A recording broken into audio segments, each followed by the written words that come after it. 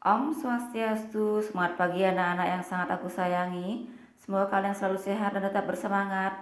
Selamat ya, kalian sudah naik di kelas 9, tinggal lagi setahun lagi kalian belajar Griasta. Pada awal pembelajaran PKN di kelas 9, kita akan membahas tentang dinamika perwujudan Pancasila sebagai dasar negara dan pandangan hidup bangsa, dengan submateri penerapan Pancasila dari masa ke masa. Jadi sebelum kita masuk ke materi, Ibu minta kalian menyiapkan buku catatan latihan dan ballpoint, karena di akhir sesi pembelajaran kita akan ada kuis yang kalian harus jawab dan kalian harus kirim ke WA Ibu. Ya, baiklah, kita mulai dengan penerapan Pancasila dari masa ke masa.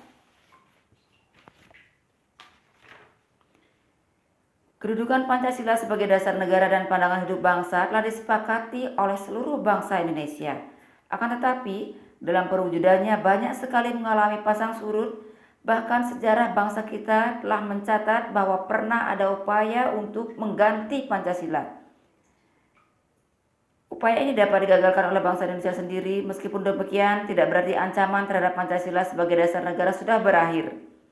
Ya, jadi perwujudan nilai-nilai Pancasila sebagai dasar negara telah dilaksanakan sejak awal masa kemerdekaan, Orde Lama, Orde Baru, dan masa reformasi sampai sekarang. Yang pertama pada masa awal kemerdekaan tahun 1945 sampai 1959. Pada periode ini, penerapan Pancasila sebagai dasar negara dan pandangan hidup menghadapi berbagai masalah. Penyimpangan terhadap nilai-nilai Pancasila diantaranya sebagai berikut. Pertama, pemberontakan Partai Komunis Indonesia atau PKI di Madiun pada tanggal 18 September 1948. Pemberontakan ini dipimpin oleh musuh yang bertujuan untuk mendirikan negara Soviet Indonesia yang berideologi komunis. Jadi pemberontakan ini pada akhirnya dapat digagalkan. Yang kedua, pemberontakan Darul Islam dan Tentara Islam Indonesia dipimpin oleh Sekar Maji Marijan Kartosuwiryo di Bandung. Pemberontakan ini ditandai dengan didirikannya Negara Islam Indonesia oleh Kartosuwiryo pada tanggal 7 Agustus 1949. Jadi tujuan utama mengganti Pancasila sebagai dasar negara dengan syariat Islam.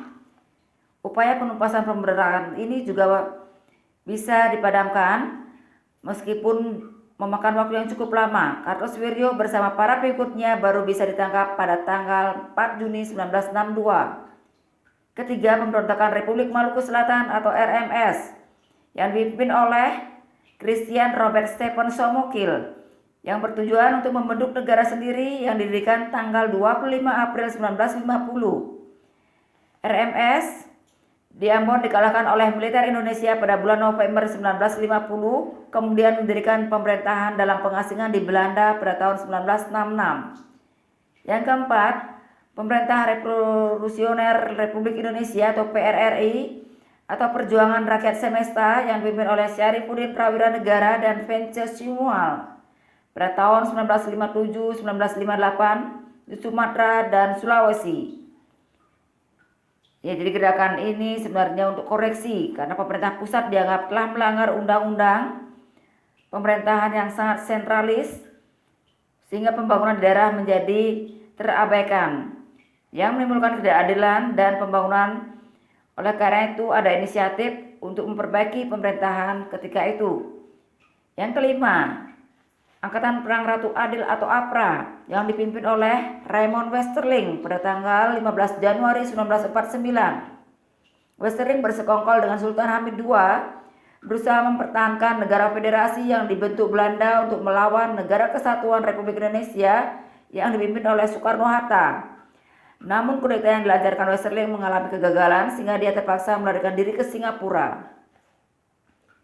Perubahan bentuk negara dari pemerintahan Republik Indonesia Serikat menjadi Negara Kesatuan Republik Indonesia, meskipun konstitusi yang berlaku adalah UUD sementara 1950, dalam perjalanannya berhasil melaksanakan pemilu pertama di Indonesia tahun 1955 yang dianggap sebagai pemilu yang paling demokratis. Pada periode ini dasar negara tetap Pancasila, akan tetapi pada penerapannya lebih diarahkan seperti ideologi liberal yang ternyata tidak menjamin stabilitas pemerintahan.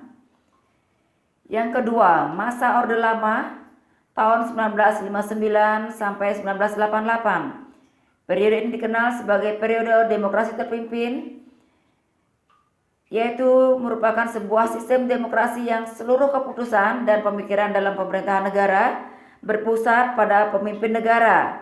Pemimpin negara saat itu adalah Presiden Soekarno. Walaupun konstitusi negara sudah kembali pada Undang-Undang Dasar Negara Republik Indonesia tahun 1945, namun pelaksanaannya masih terdapat penyimpangan terhadap Undang-Undang Dasar NRI tahun 45. Beberapa penyimpangan terhadap Pancasila dan Undang-Undang Dasar adalah sebagai berikut.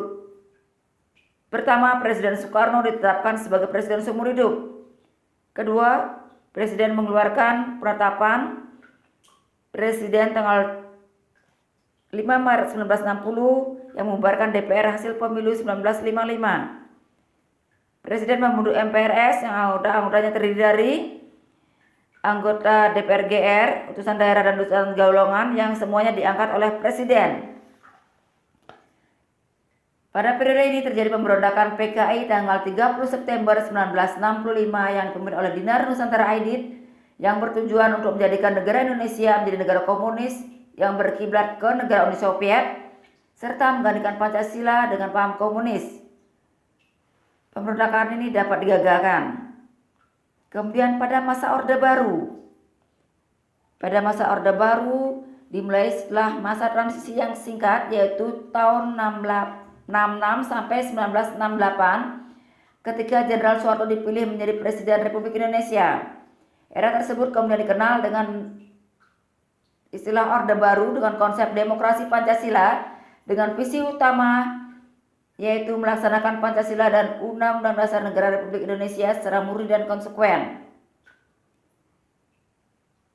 Pada masa ini juga lembaga kepresidenan merupakan pengontrol utama lembaga negara yang lainnya, baik yang bersifat suprastruktur seperti DPR, MPR, DPA, BPK, dan MA, maupun yang bersifat infrastruktur seperti LSM, partai politik, dan sebagainya. Jadi penyimpangan pada masa Orde Baru adalah pertama, kebebasan berpolitik dibatasi dengan jumlah partai politik yang terbatas, yaitu hanya 3 partai saja, yaitu P3, Golkar, dan PDI. Kedua, dibatasinya kebebasan pers dan kebebasan berpendapat. Terbukti dengan banyaknya kasus diberedelnya beberapa surat kabar atau majalah, sampai dicabut surat izin penerbitannya dengan alasan bertentangan dengan kebijakan pemerintah. Ketiga, beberapa aktivis politik yang berseberangan pendapat dengan pemerintah ditangkap dan dipenjara. Yang keempat, munculnya beberapa peristiwa pelanggaran hak asasi manusia seperti kasus Tanjung Priok atau yang disebut dengan Malari, kasus Marsinah, kasus wartawan Udin dari Harian Bernas Yogyakarta, dan lain-lain sebagainya. Ya, dari urian di atas kita bisa menggambarkan bahwa perwujudan nilai-nilai Pancasila secara murni dan konsekuen dalam kehidupan bernegara selalu mengalami pasang surut. Kemudian yang terakhir adalah masa reformasi, yaitu tahun 1998 sampai dengan sekarang. Pada masa reformasi, penerapan Pancasila sebagai dasar negara terus menghadapi berbagai tantangan, yaitu dihadapkan pada kondisi masyarakat yang serba bebas. Jadi bebas berpendapat dalam berbagai bentuk, bebas berbicara, berorganisasi, berekspresi, dan sebagainya, yang menimbulkan dampak negatif yang bisa merugikan bangsa. Misalnya, konsep kebebasan yang tanpa batas, muncul pergaulan bebas, pola komunikasi yang tidak beretika, peredaran narkoba dan minuman keras, aksi anarkis, serta vandalisme, sehingga memicu terjadinya perpecahan dan penurunan moral. Tantangan lain yaitu menurunnya rasa persatuan dan kesatuan di antara sesama warga bangsa saat ini. Ya, hal ini ditengarai dengan adanya konflik di beberapa daerah, tawuran antar pelajar, tindak kekerasan dalam menyelesaikan masalah.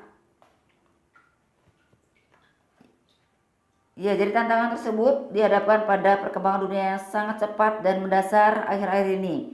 Ya, maka oleh karena itu diperlukan komitmen bersama seluruh rakyat Indonesia untuk mempertahankan serta melestarikan nilai-nilai Pancasila dalam kehidupan sehari-hari di segala aspek kehidupan. Sekian dulu pertemuan kali ini, ya seperti Ibu katakan tadi, sebelum kita akhiri materi ini, Ibu adakan kuis. Ya, jadi pertanyaan pertama, ya kalian siapkan dulu pulpennya. Pertanyaan pertama, bagaimana penerapan Pancasila sebagai dasar negara pada awal kemerdekaan? Yang kedua, apa latar belakang pemberontakan DITII dan PKI di Indonesia? Semangat mengerjakan. Sekian dan terima kasih. Om Santi Santi Om.